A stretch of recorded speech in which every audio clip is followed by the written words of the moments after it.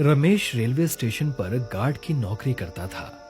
उसकी शिफ्ट हाल ही में रात की हो गई थी और उसका ट्रांसफर एक ऐसे रेलवे स्टेशन पर कर दिया गया था जो काफी सुनसान और वीरान था। वहां से ज्यादा गाड़ियां नहीं गुजरती थी और प्लेटफॉर्म भी अक्सर सुनसान ही रहता था। उस स्टेशन पर ज्यादा पैसेंजर भी वेट नहीं करते थे। शहर की आबादी भी कम थी।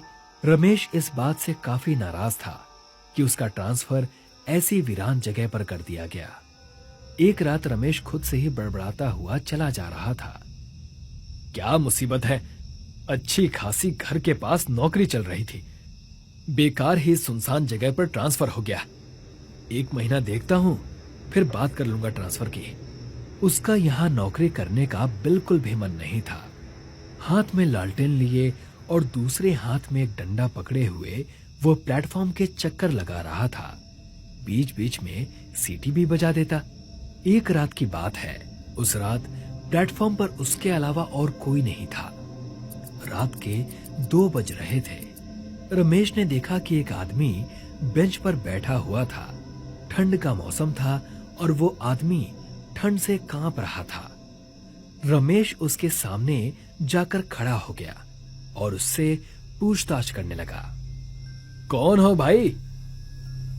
उसने देखा कि आदमी को ठंड लग रही है। वो आदमी कुछ बोल नहीं रहा था। उस आदमी ने कुछ नहीं कहा। अरे कुछ बताओ भी, कौन हो?